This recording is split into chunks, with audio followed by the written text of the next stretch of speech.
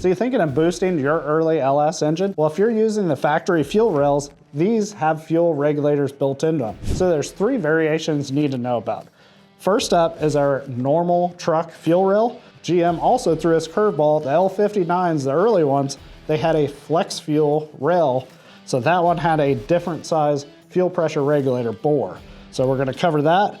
And then the early LS1s, those also had a fuel pressure regulator too. So it went kind of more on the back side of the rail, so it looks different than here. So let's show you how to take this fuel regulator out. These are super easy to get out of here. So you just kind of pop the clip up, get the clip loose. So simple little clip. Here's the regulator. See the little holes in it. It's got the vacuum port. This is the thing that's gonna be stopping your engine from getting the right pressure. So if you go to try to turn your fuel pressure up, it's not gonna have the right pressure unless you get rid of this and then run an external fuel pressure regulator. So on your regulators, one of the things that we like used on our builds is an Aeromotive.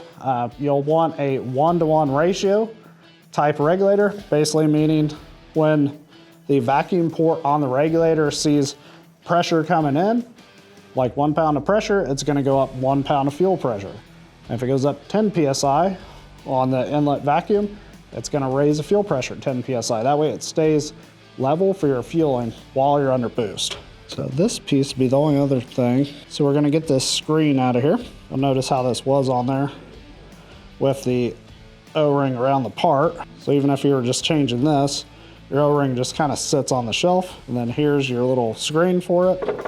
But we're not gonna use any of that. We will be using one of these adapters, and we have 2 variations for this rail. So if you wanted to run an external fuel gauge on here, say like a fuel pressure gauge like this Aeromotive one that we have, you would just thread it right here into your port, and that could be another place to get fuel pressure from.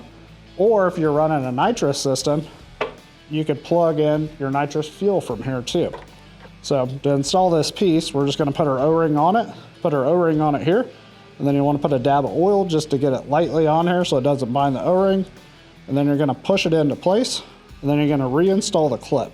Now that clip is down and locked in. This is all you need to do for this part. So if you're unsure if you have the flex fuel rails, let me show you how to measure that. We're gonna measure the inside of the bore here, basically where this O-ring groove is gonna be sitting. So if we look in here, gonna check that. This one measures about 0.993, so almost 1 inch. These other ones, they're gonna be over 1 inch. So if your hole is larger than that, you're gonna need the flex fuel version.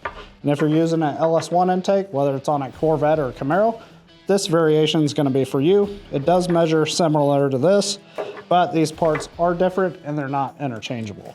So if you need help finding the right fitting for your build, give us a call today. We'd love to help you with your swap.